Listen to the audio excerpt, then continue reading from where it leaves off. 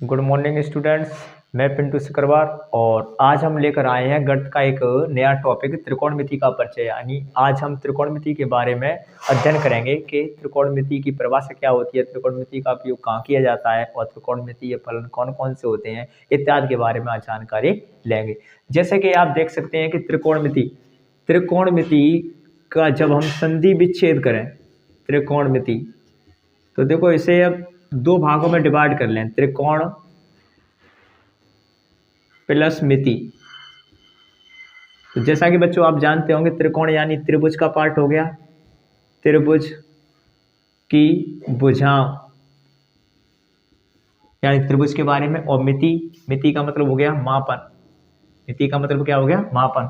तब हम त्रिकोणमिति की जो डेफिनेशन लेंगे तो वो कुछ इस प्रकार से लेंगे कि त्रिभुज की भुजाओं के मापन के लिए त्रिकोणमिति का प्रयोग किया जाता है। यानी त्रिकोणमिति कहाँ पर उपयोग की जाती है? त्रिभुज की भुजाओं के मापन के लिए। लेकिन उनमें भी ये इंपॉर्टेंट होता है कि त्रिभुज कौन सा चलता है। तो हम आपको बता दें कि त्रिभुज चलता है वहां पर समकोण त्रिभुज। यानी जब हम त्रिकोणमिति का यूज करते हैं त्रिभुज के अंतर्गत तो वहां पर कौन सा त्रिभुज लिया जाता है? समकोण त्रिभुज सबसे ज्यादा इंपॉर्टेंट यानी महत्वपूर्ण होता है। त्रिकोणमिति के साथ में उपयोग में लिए जाने वाला त्रिभुज जो होता है वो कौन सा होता है? समकोण त्रिभुज। यानी समकोण त्रिभुज में हम त्रिकोणमिति का उपयोग करते हैं। तो त्रिकोणमिति की डेफिनेशन यानी त्रिभुज की भुजाओं के मापन के लिए त्रिकोणमिति का प्रयोग किया जाता है। और त्रिकोणमिति अनुपातों के बारे में यदि हम बात करें कि त्रिकोणमिति अनुपात कौन कौन से होते हैं, तो त्रिकोणमिति अनुपातों में आप देख सकते हैं कि टोटल होते हैं ये 6। कितने होते हैं? 6 त्रिकोणमितीय अनुपात। त्रिकोणमितीय अनुपात ये टोटल कितने होते हैं? 6 होते हैं। कौन कौन से? पहला साइन, दूसरा कॉस, तीसरा टेन, चौथा कॉट, पांचवा सेक और छठवा कॉसेक। यानी टोटल कितने होते हैं? 6। पहला साइन, दूसरा कॉस, तीसरा टेन, चौथा कॉट, पांचवा सेक और छठवा होता है कॉसेक। इन सभी का त्रिभुज की भुजाओं के साथ में यानी उनके मापन के साथ में संबंध होता है। और साइन का अलग होगा, कॉस का अलग होगा, यानी जो भी त्रिकोणमिति दे रखी है उन सभी का त्रिभुज की भुजाओं के साथ में एक अलग प्रकार से संबंध होता है। अब त्रिभुज की भुजाओं के साथ में संबंध होता है तो फिर किस प्रकार से संबंध होता है, तो उसके लिए देखो हम क्या करेंगे कि एक समकोण त्रिभुज बनाते हैं। और एक समकोण त्रिभुज बनाने के बाद में जैसे मैंने यहाँ पर एक समकोण त्रिभुज बनाया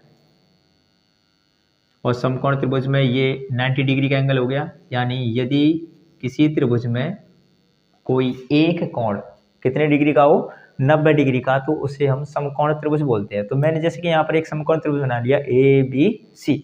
यहाँ पर ये 90 डिग्री एंगल है और ये 90 डिग्री एंगल है, तो 90 डिग्री एंगल के जस्ट सामने की जो भुजा होती है उसे हम कर्ण बोलते हैं। ये हो गई कर्ण। जैसे मैंने यहाँ पर मान लिया कोण थीटा, इसे हम थीटा बोलते हैं। ये क्या होता है? थीटा। थीटा कोण के लिए प्रयुक्त किया जाता है, यानी कोण का ये संकेतक है। कोण के सामने की जो भुजा होती है वो लंब, यानी ये तो हो गया हाइपोटेनस। हाइपोटेनस ये हो गया एल्टीट्यूड या परपेंडिकुलर एल्टीट्यूड। और ये जो शेष तीसरी भुजा होती है उसे आधार यानी बेस बोलते हैं। आधार यानी बेस बोलते हैं। तो इस प्रकार से समकोण त्रिभुज में टोटल कितनी भुजा होती हैं? 3 होती हैं। लंब यानी एल्टीट्यूड, बेस यानी आधार, हाइपोटेनस यानी कर्ण। लेकिन इन सभी का त्रिकोणमितीय अनुपातों से क्या रिलेशन होता है, तो उसके लिए देखो जो हिंदी मीडियम बेस स्कूल यानी हिंदी मीडियम से जो पढ़ते हैं स्टूडेंट उनके लिए एक सिंपल सी ट्रिक होती है, लाल बट्टे कक्का के अनुसार। यानी हम इस ट्रिक के अकॉर्डिंग इन सभी त्रिकोणमितीय अनुपातों का त्रिभुज की भुजाओं के साथ में संबंध ज्ञात कर सकते हैं कि साइन का मान समकोण त्रिभुज की कौन कौन सी भुजाओं से रिलेटेड होता है, कॉस का कौन कौन सी भुजाओं से होता है, टेन का कौन कौन सी, ऐसी कॉट, ऐसी सेक और ऐसे कॉसेक।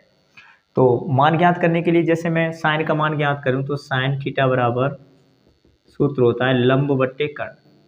कैसे? जैसे पहले नंबर पर क्या लिखा है यहाँ पर साइन, मैंने नामांकित कर दिया 1 2 3, 4, 5 और 6, यानी ये क्रमागत रूप से ले लिए। तो ऐसे ही हमें जब यहाँ पर मान निकालेंगे तो क्रमागत रूप से निकालें। जैसे पहले नंबर पर क्या है, साइन, तो मैंने यहाँ पर लिख लिया साइन। तो यहाँ पर पहले नंबर पर क्या लिखा है, ये 1 नंबर पे, ये 2 नंबर पे, ये 3 नंबर पे, ये पे 4, ये 5 और ये 6। तो ऐसी क्रम से चलेंगे। जैसे पहले नंबर पर क्या है, साइन, साइन की जब वैल्यू निकालेंगे तो पहले नंबर पर यहाँ से अपन क्रम चलाएंगे इस प्रकार से, और नीचे से जब अपन चलेंगे तब ये क्रम चलेगा इस प्रकार से। ऐसे 2 क्रम चलेंगे। तो साइन की वैल्यू निकालेंगे तो साइन यानी पहले नंबर पे, तो पहले नंबर पे क्या है, ये, यानी नीचे की ओर L/K, लंब बट्टे कर्ण। और जैसे इसे हम बोल सकते हैं एल्टीट्यूड अपॉन हाइपोटेनस, यानी A/H भी बोल सकते हैं, या परपेंडिकुलर के अकॉर्डिंग लेंगे तो हम इसे P/H भी बोल सकते हैं, कुछ भी। सेकंड नंबर यानी कॉस, तो कॉस थीटा बराबर सूत्र होता है आधार बट्टे कर्ण। आधार यानी सेकंड नंबर पर आधार बट्टे कर्ण, बेस अपॉन हाइपोटेनस। तीसरे नंबर पे टेन, तो टेन बराबर हो जाएगा तीसरे नंबर पे L/A, यानी लंब बट्टे आधार। ऐसे ही चौथे नंबर पे कॉट, तो कॉट का निकालेंगे तो क्या हो जाएगा, आधार बट्टे लंब, यानी कॉट थीटा बराबर आधार बट्टे लंब। पांचवें नंबर पे क्या है, सेक, तो सेक बराबर हो जाएगा कर्ण बट्टे आधार, यानी पांचवें नंबर पर कर्ण बट्टे आधार। और छठवें नंबर पे क्या है, कोसेक, तो कोसेक बराबर हो जाएगा कर्ण बट्टे लंब।